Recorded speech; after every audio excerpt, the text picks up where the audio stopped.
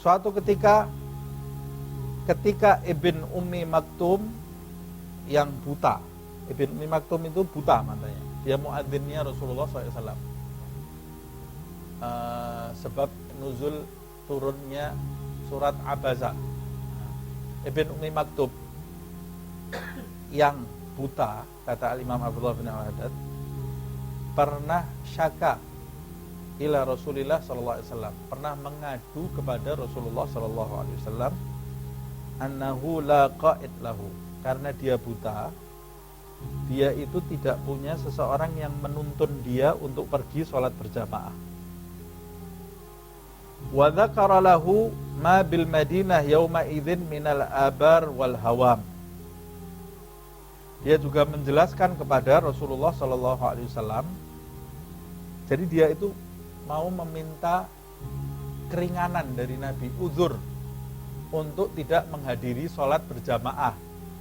Makanya dia mengemukakan alasan kepada Rasulullah SAW, ya Rasulullah, saya ini mengalami kesulitan untuk hadir sholat berjamaah.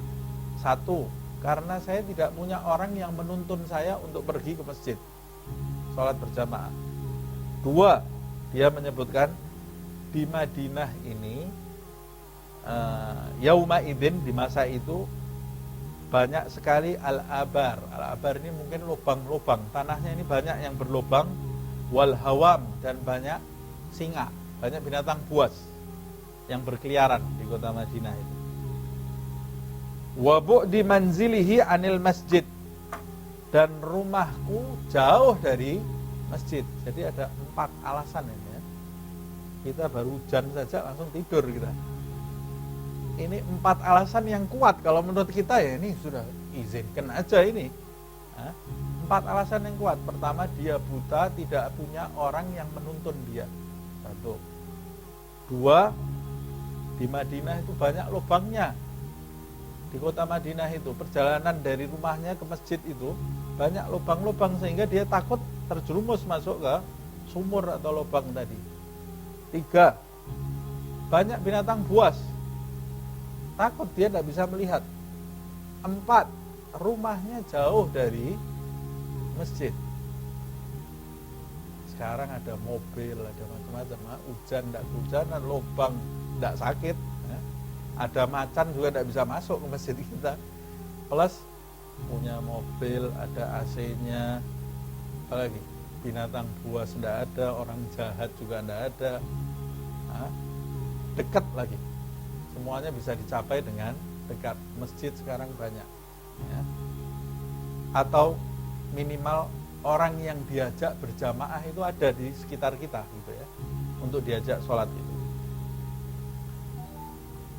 Dia menyebutkan alasan-alasan ini liyu'dzirahu anil maji'i li sholatil jamaah, agar Nabi Muhammad SAW itu menerima uzurnya untuk tidak datang melakukan sholat berjamaah, agar Nabi mengizinkan dia dari kedatangan sholat berjamaah, supaya dia, ya sudah, buat kamu tidak sholat berjamaah di masjid tidak ada masalah.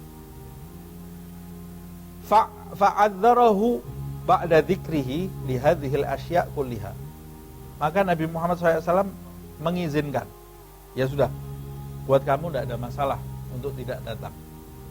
Setelah dia menyebutkan alasan-alasan di atas, diizinkan oleh Nabi Muhammad. Kamu tidak sholat berjamaah tidak apa-apa. Setelah diizinkan oleh Nabi, falamma qama, dia berdiri, Abdullah bin Maktum, wa dhahab, kemudian mau pulang dia pergi. Diizinkan Nabi, dia berdiri, dia berbalik, pulang. Baru dia mau keluar dari tempat Nabi Muhammad duduk, da'ahu alaihi salatu wassalam, dipanggil lagi oleh Rasulullah SAW.